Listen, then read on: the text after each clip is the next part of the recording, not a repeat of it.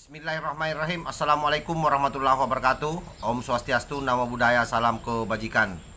Sahabat-sahabat Tolang Sembilang yang saya hormati dimanapun juga berada.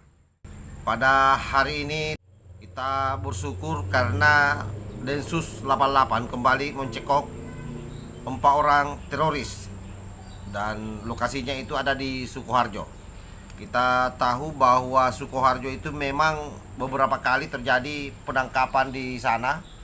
Termasuk ada dokter dulu yang sampai kemudian ditembak mobilnya oleh Densus 88 pada saat mau ditangkap dan melarikan diri. Dan tentu sebagai anak bangsa yang baik, kita harus apresiasi apa yang dilakukan oleh Densus 88 dengan gerakan yang senyap, terus bekerja membasmi dan memberangus para teroris yang sebenarnya inilah musuh bangsa kita, yaitu bangsa Indonesia. Oleh karena itu, bagi banyak pihak seharusnya ini menjadi kebanggaan karena ada lembaga di negara kita yang sampai hari ini terus berjihad melawan terorisme demi untuk menjaga NKRI yang kita sama-sama cintai. Ini saya coba baca beritanya. Total 4 terduga teroris di Sukoharjo ditangkap Densus 88. Ini daftar lokasinya. Detasemen khusus Densus 88 anti teror Mabes Polri menangkap 4 terduga teroris di Kabupaten Sukoharjo. Keempatnya ditangkap di 4 lokasi yang berbeda, yakni pada hari Kamis tanggal 1 bulan 12 2022. Ini kejadiannya kemarin. Yang pertama, terduga teroris pertama yakni seorang pria berinisial MGN asal Paranjoro. Pria ini berusia 43 tahun, ditangkap di masjid sekitar lokasi di Duku Ngadijaya, Desa Paranjoro, Kecamatan Grogol, Kamis pada tanggal 1 bulan 12 2002 waktu subuh. Yang kedua, terduga teroris lainnya yakni warga Jalan Benowo, Sanggerahan RT 001 RW 021 Makam Haji Sukoharjo, juga ditangkap Densus 88 anti teror Mabes Polri pada Kamis pada tanggal 1 Desember 2022. Ketua RT setempat Nur Taufik mengatakan warganya yang tertangkap berinisial PH umur 51 ini jarang berkomunikasi dengan warga. Dulu PH tinggal di sini, tapi beberapa bulan tidak, karena sedang membangun rumah di tempat istrinya. Rumah yang di sini kosong, masih sering muncul di sini. Sekarang katanya istrinya jualan soto. Dulu P kerja jadi tukang parkir di Baron.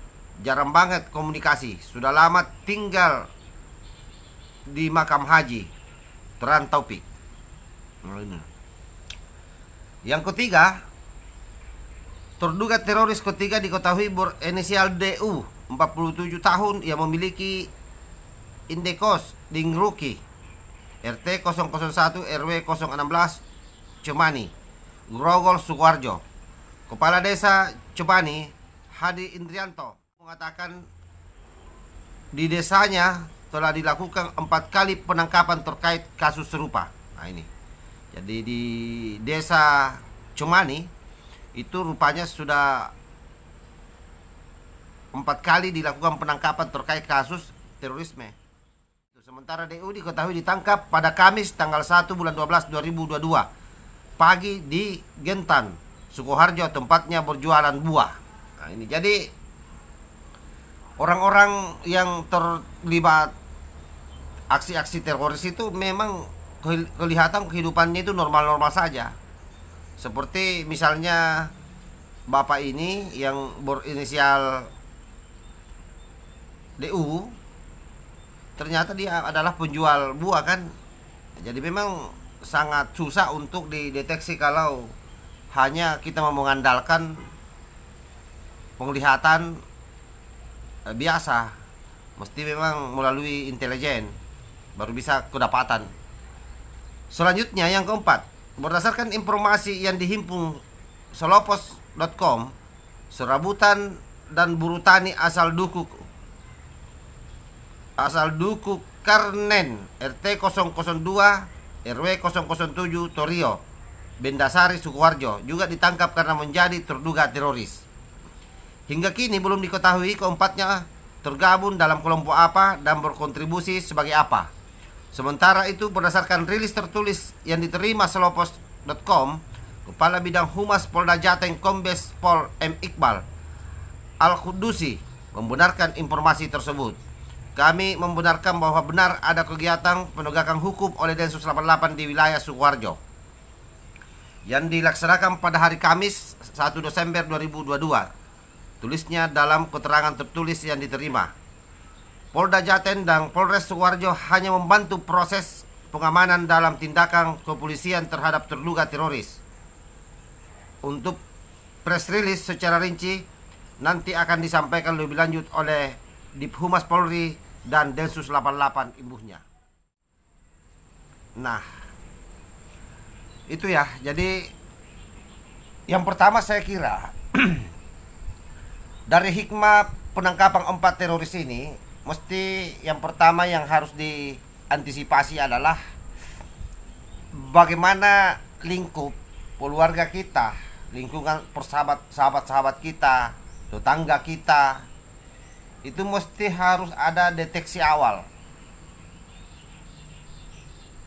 Kenapa? Karena kalau model yang terjadi dalam berita yang saya bacakan tadi, kelihatan bahwa semua orang ini adalah memiliki kehidupan yang normal sama dengan manusia lainnya.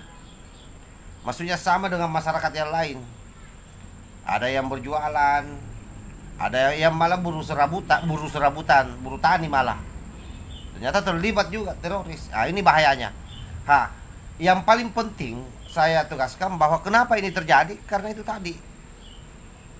Banyaknya orang terjebak belajar agama di tempat yang salah. Tempat yang mazhabnya tidak jelas. Nah, ini nih. Terutama anak-anak muda ini saya kira, karena ini kan sekarang ini media sosial itu menjadi inkubator untuk mengkader.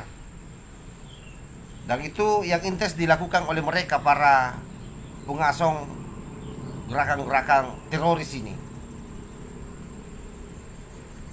Nah, inilah yang sangat membahayakan bangsa kita ketika misalnya ada tokoh politik yang mengatakan bahwa itu bukan teroris, atau misalnya ada orang yang merasa ulama ya, tapi bukan ulama, hanya merasa mengatakan bahwa bukan penangkapan teroris, tapi penindasan terhadap umat Islam. Nah, itu Nobel Bamukbing itu yang selalu bicara begitu. Kalau anggota DPR itu ya biasanya Fadlizon yang terkesan membela teroris.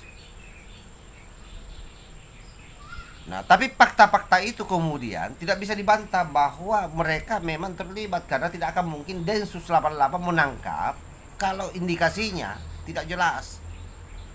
Oleh karena itu sekali lagi kita support Densus 88 melakukan tugasnya.